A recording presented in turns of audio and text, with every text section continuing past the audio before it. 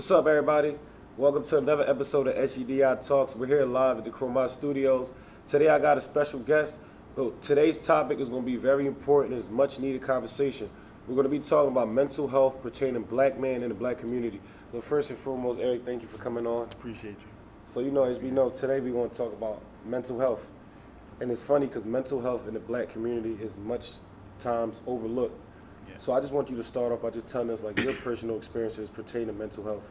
How you doing, everybody? It's a pleasure to be here. My name is Eric Taylor. My experiences, I would say it hit me pretty hard when I was up at college. Right.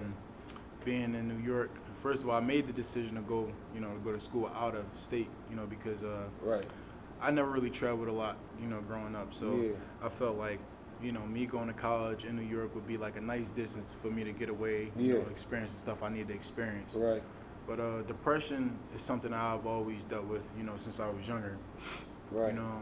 A lot of times I isolated myself when I was younger. Right. I was really fat. I was obese. So, a lot of times I didn't really want to be around a lot of people. Yeah. I felt like I was kind of a leech or Right. kind of a burden on people, because I didn't quite fit in. But I'll piggyback on that later on. I kind of feel like, that stage of depression helped me Right. evolve into the person I was, the person I am today. Right. Because with me feeling like I was always a burden, I felt like I needed to stay to myself, and that kind of like, helped, build my personality, a person that's not afraid to be different nowadays, a person Right. that's not afraid to, to step out of the box, because, when everybody goes right, I'm the type of person that goes left. Right. Right. But also, I felt like that kind of hindered me, especially being up at college. I think mental health always comes with a negative connotation. Mm-hmm. Because even when I heard about mental health, it's like it's just becoming a bug in my ear. Yeah. It seemed like at first you had to be really disabled. It seemed like a thing where it's like it has to stand out. Like you can't look functional and have mental health problems. That's what I thought.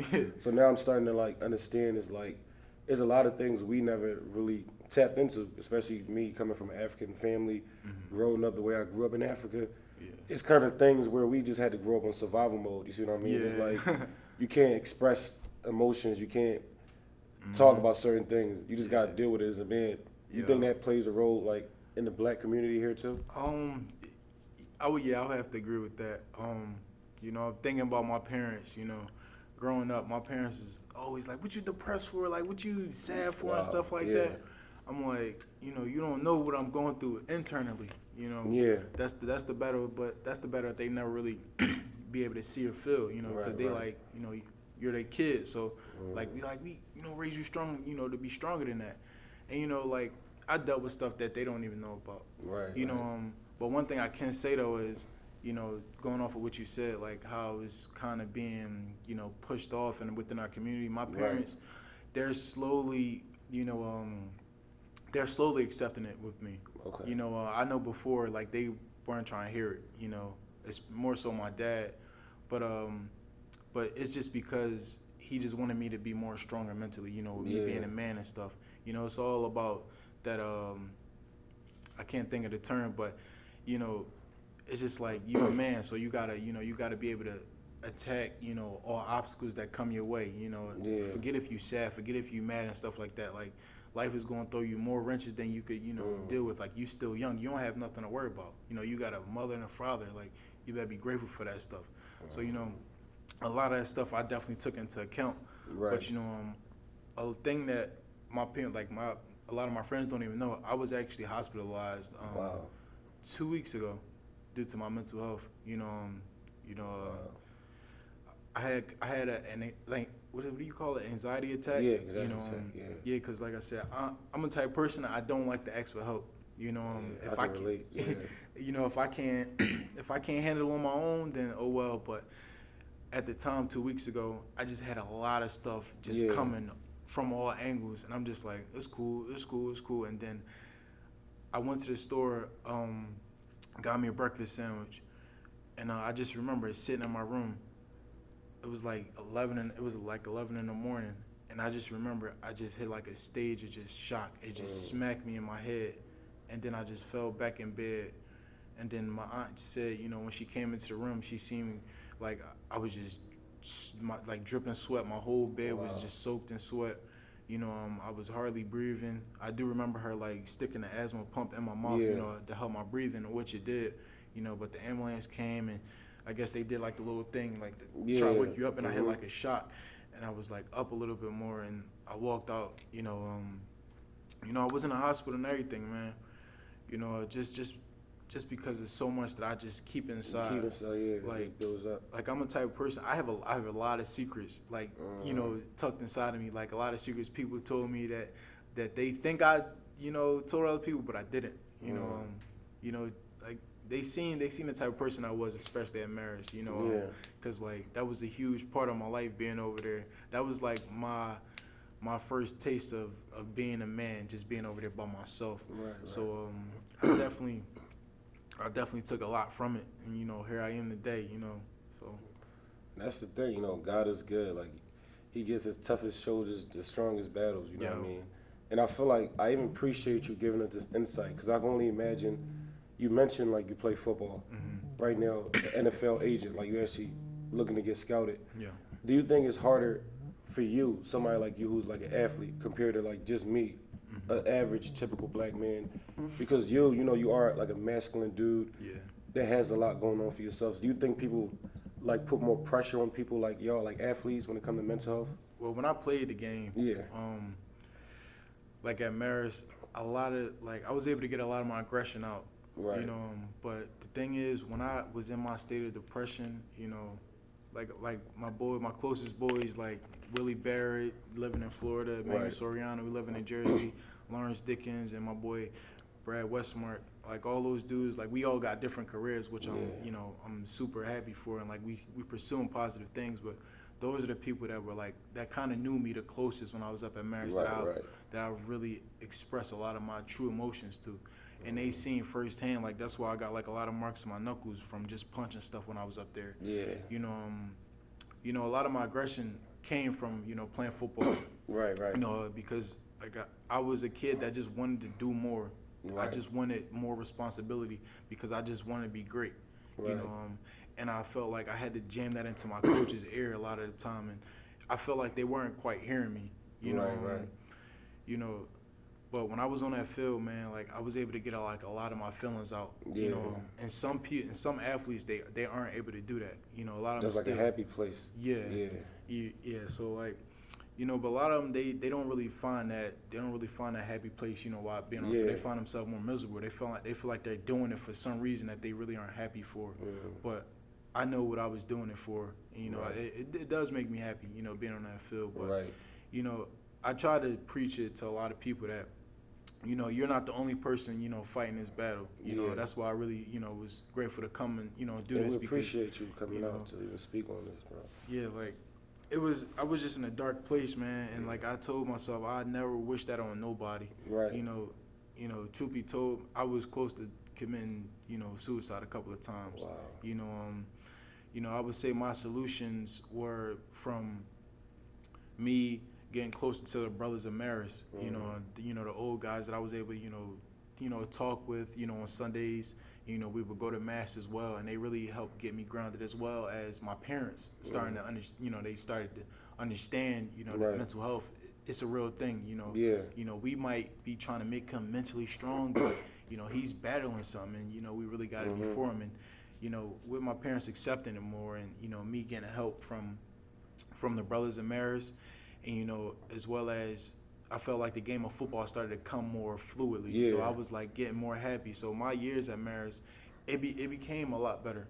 But I would say like in that middle, from my sophomore year to like my junior year, it was rough, man. Yeah. Like I was seeing a counselor, like I was also seeing a psychiatrist. Right. It's like they was telling me, we just think about getting on medication. I'm like, I'm not getting on medication. That's one thing I can say that I didn't do. So you don't take medications currently for it? Nah, that's one thing I will agree with. Like within the black community, when you're dealing with mental health, don't take no medication. Okay. Like just try to find, like one thing I would also say is Google. I think it's called Psych Today. Where it helps, different psychiatrists, I guess, brand themselves, and you could reach out to them, and get meetings and stuff like that, meet with them and things like that. And some psychiatrists are covered under, you'll be covered under insurance and stuff like that. So that's definitely like something I would tell people to do. But I'm gonna take that back. I don't want to be the one to say don't take medication, because some might need it, but I just know that just wasn't my thing. That wasn't something you wanted. That I just was not doing that, because I've seen people, man, that actually got on medication from mental health issues, and it just wasn't. And it's like you kind of rely on it. It seemed like. Yeah, exactly. Yeah. And it's like when you don't have it, like you like what's going on? Like I need it. So that's why I was like, man, I'm not taking that. Yeah. But I definitely could say, like, for me not doing that, but my parents really accepting the fact that, like, he's really going through something, and like we really gotta be here for him, and that helped out, and also me, really getting closer to the brothers in marriage, with talking about my problems. It helped a lot. So. Yeah, that's a blessing. I mean, because the thing that make me think about now is just like, in today's society, currently speaking, what do you think should be done, like as far as like a solution? Do you think this needs to be a conversation we need to push forward, or how can we make people more comfortable to speak on this type of topic? I would say, people that have like a platform just like doing things like this, getting the word out there, letting other people know, like, it's you're okay. not it's okay. Like, you're not the only person that's going through this, because I know I'm saying some stuff that might help out like 10, 20 people. Yeah. So it goes along the lines of the whole closed mouth don't get fed a little bit, right? Because you don't really know unless you say something. Right. Like, somebody could be feeling the same exact way as you, and you could really be helping somebody out. But with me coming on here talking about some of my stuff, like it would definitely help some people. Yeah. So I would say, if you got the platform, push the efforts. Like, I see a lot of my boys, like DeMonte Fowler Thomas, my boy Tim Scott, that their names getting out there with helping out within the community and stuff like that. So like it's people like that. And I also know that my boy DeMonte, he has like a what do you call it? Like the vlog thing, when you film yourself all day, which I think is really dope. Right, I get a kick out of it all the time I see it. So like with him doing that, bringing on somebody that he might know that's having mental health issues, getting that word out there. So like if you got that platform, I would say just continuously use it, just like how you're doing. So absolutely. And another thing too, I think a lot of people aren't aware if they, like, you could be in a position where you're not even sure if it's a mental health like symptom because of your circumstance or how you grew up. Like, I'm pretty sure when I was younger, because I've been through a lot of traumatic situations with legal stuff, just how my living conditions was, like, I used to be mad a lot.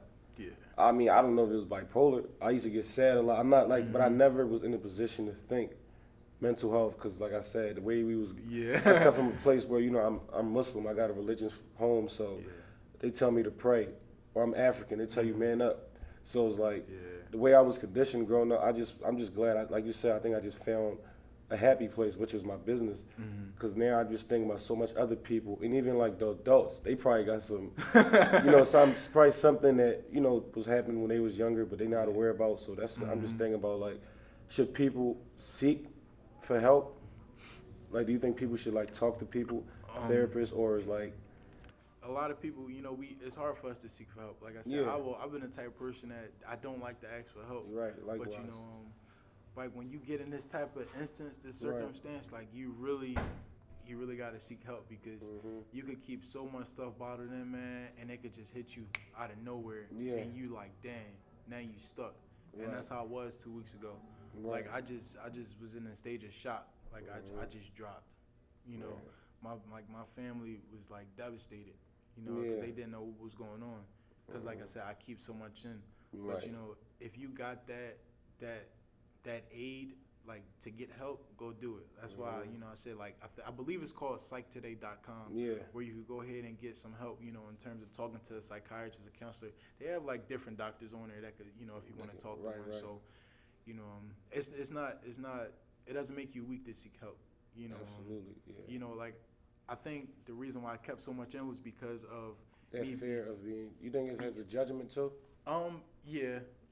Like, just based off of my parents, you know, like I said, they Mm-hmm. always, you know, you gotta be strong. So that's why I said I always kept stuff from them saying that stuff.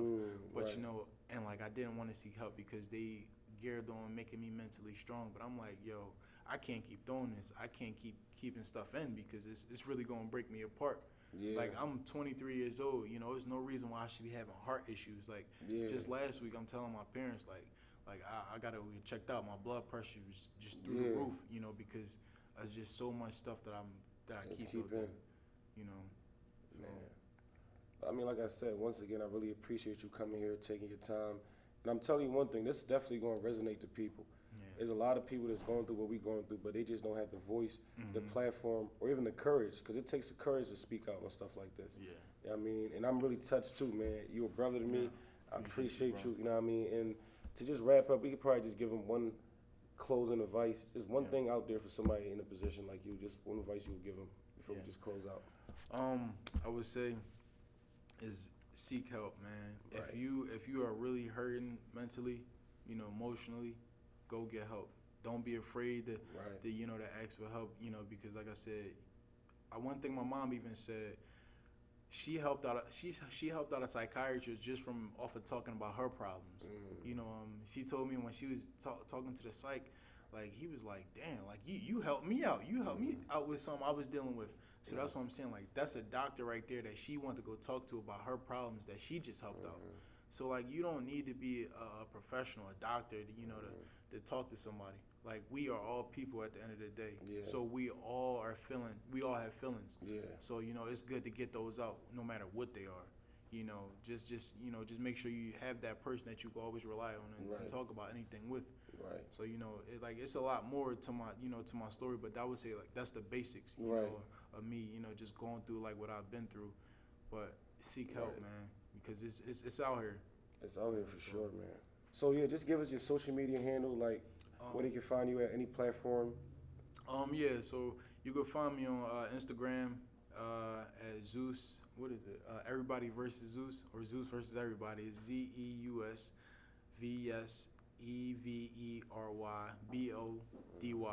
Zeus versus Everybody. You can find me on Instagram. You know, I'm always open to DMs. You know, talk to me about anything that you might be going through because, you know, I've been through my fair share, so I could definitely help you out. You know, if you have anything to talk about. So, yeah. Man, I just can't thank you enough, bro, for coming on. This was a very, you know what I mean, sensitive, emotional episode, but I'm grateful to be in a position to have like-minded people to come on to talk about this. Thank y'all so much for watching. It's a little heavy for me right now, but make sure y'all like, share, and subscribe.